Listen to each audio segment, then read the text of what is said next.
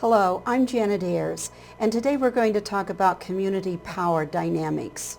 My career has been spent working in rural communities, and this is an issue I find absolutely fascinating, and one in which we're looking at community leadership, what we can do to help build power in the community, both of individuals and the community as a whole. And yes, I am using that word power, and I'll explain why I'm using that word power as we move through. Community power dynamics is something that we need to know in order to work more effectively. And to me, that word power means to be able to do, to be able to act, to be able to move forward. So I'm using that word power even though we have a love-hate relationship with that word in our society, because we know people that power over and bully others, and we also know people that are victims and feel they are powerless. So we have an unusual understanding of what power is. But without a power, which I'll define later in terms of what we can do to build our own personal power, we can't act. So as we think about our communities, it's important we know those individuals who have the authority to make those decisions, what those issues are that they're addressing or not, who controls resources in the community, who's not part of those decision-making processes that should be, and then what we can do both within and externally to the community to enable our communities to move forward. So as we talk about this, we're going to talk about people that have a reputation. Who are those power actors? And some of the individuals are behind the scenes. These are usually people that are active in a lot of organizations in our community and may or may not be in any one position. We also know positional people. This is about authority. The people that hold a position within a community that has the responsibility for making decisions in that position of authority.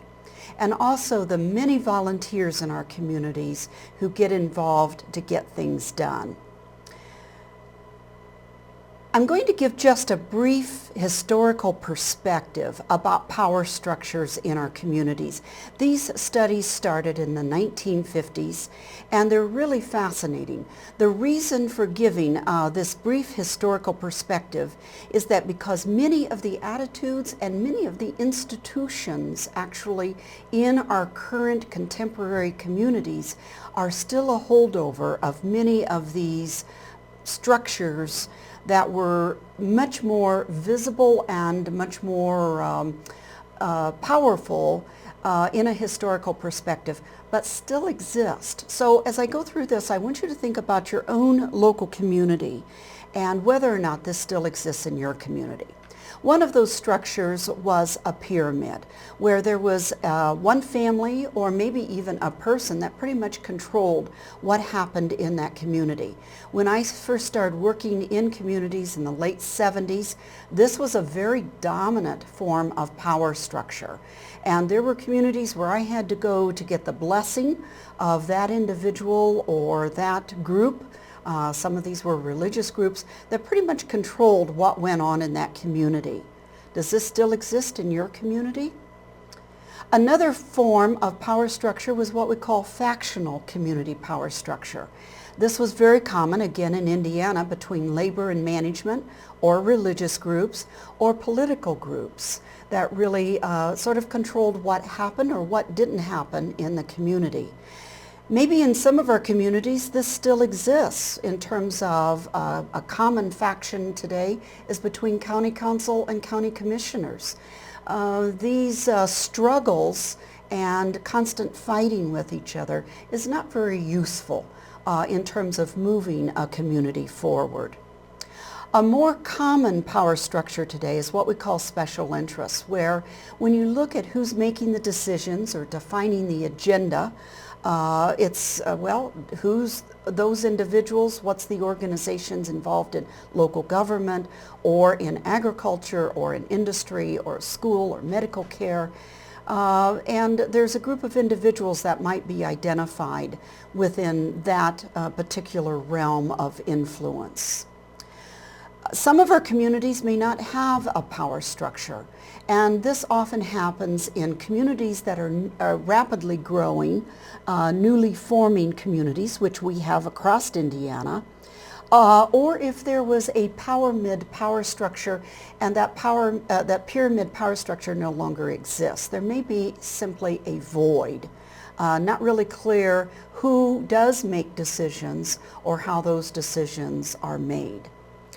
We're also seeing a movement today toward more of a coalition power structure, or collaboration is another commonly used word, where, for instance, in economic development, you can't travel too far down that road without also talking about health care and bringing in the schools to talk about education and local government to talk about infrastructure. And so different entities must come together in order to move down the road of trying to bring jobs into the community. So traditional leadership in our communities, which many of us still have, and it may still exist to some extent, was more of a focus on individuals or a few people with a lot of power and influence. And they held authority to make decisions based upon the position that they held. But our communities back at the time of this power structure was more homogeneous. There was not much representation of the diverse population in the community. And it was really limited in terms of who and how was involved, how that decision-making process took place. Decisions was pretty tightly controlled in terms of those people that had the authority to make the decision. Today, these processes are not tolerated very much because the public is demanding more transparency in who and how decisions are made. So we need to look at the issues today as they're affecting power structures and decision making.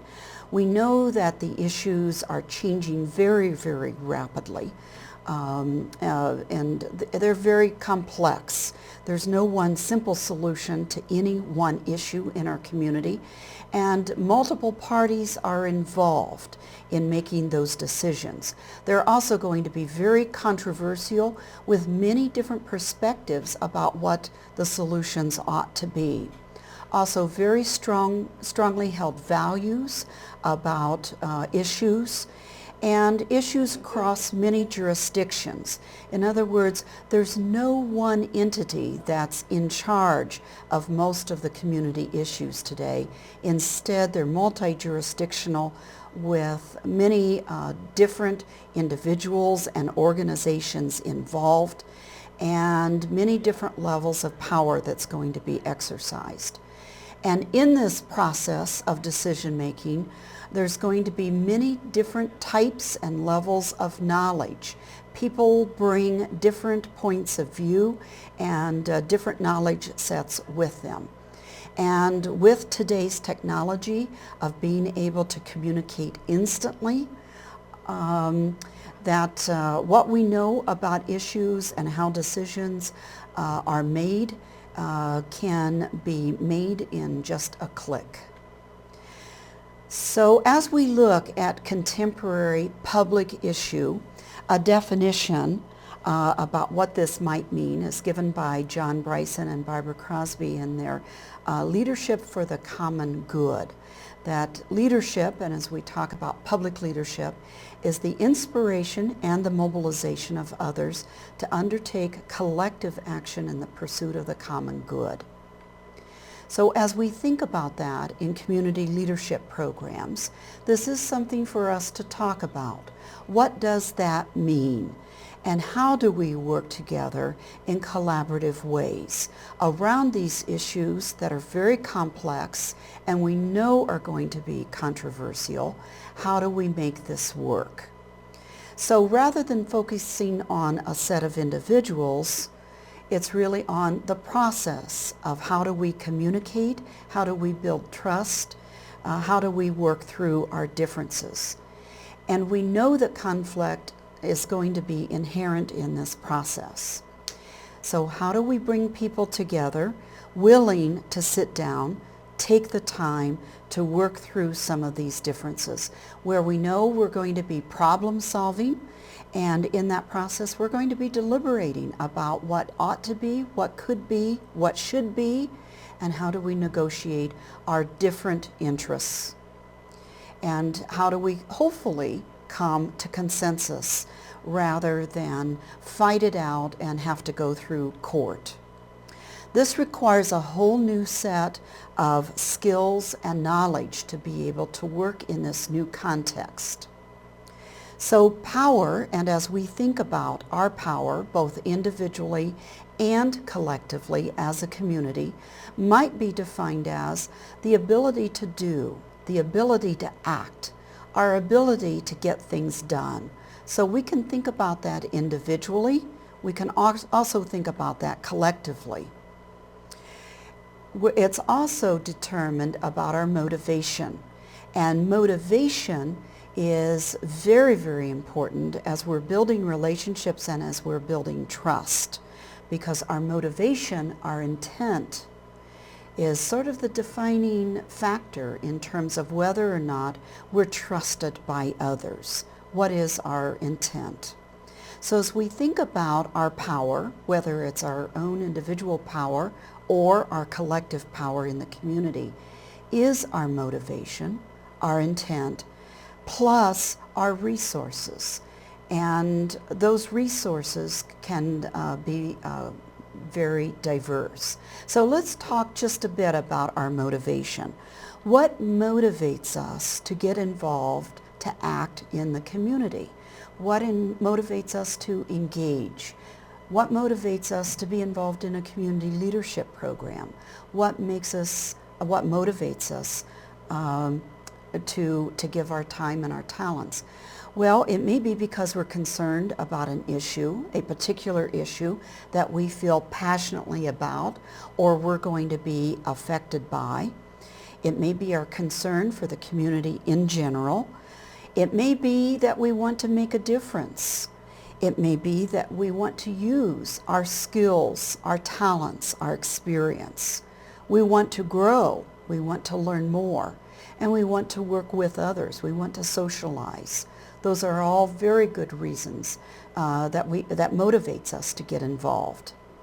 But to be effective, we also have to have resources.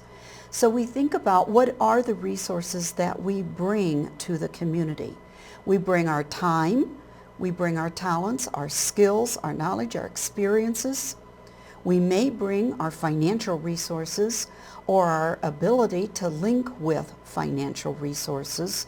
Also our connections and the relationships that we have in a community, that we build in a community, both within the community and external to the community. So the linkages that we have with other communities or with the state, with state agency people or with federal agency people. So when we bring our motivation and our resources together, it gives us power. In other words, the ability to get things done in the community. So here's the key leadership question. How do we bring individuals' motivation and resources together to address important community issues? Another way of looking at this is what we call social capital, and this is a more academic view where research is taking place around how do we do this and how do we get this done. But the ability of a community to address its important issues, in other words, to take collective action, is related to the level of relationships that exist in that community between individuals and organizations.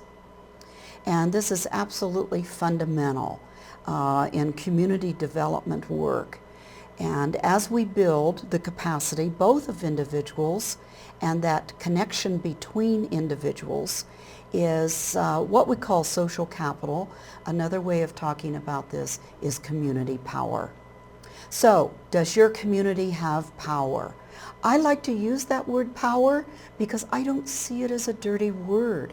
I see it as a word we have to come to terms with. We have to embrace, and we have to understand the difference between having power versus bullying, and having power over others, and being powerless. So when we have power with others is when we're at our best. So I think we have to come to terms with this word power. So I like to use the word power, but I like to help people understand it. So these are some discussions that we can have in the community about how we build our power to use with others in the community context to get things done.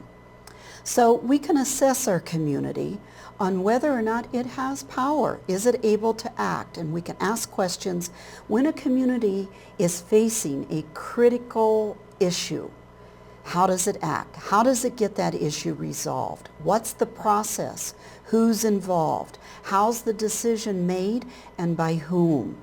Do people come together? Are people able to come together and deliberate and negotiate with each other? Or do they just get mad at each other? And is there a sense of trust and trust building? So let's talk just a bit more about building community power, because I think we can build the skills of individuals within a community and with organizations to be able to act more effectively with one another. And this is about fostering those trusting relationships. So we have to create those opportunities where people come together to talk about how do we deal with our aging population? How do we deal with poverty in our community? How do we create more jobs? How do we create a community where young people want to stay and be entrepreneurs, and what can we do to foster those opportunities with them?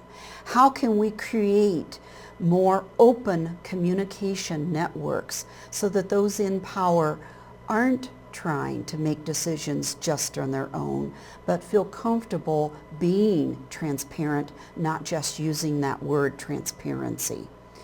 How can we gain more access to external resources?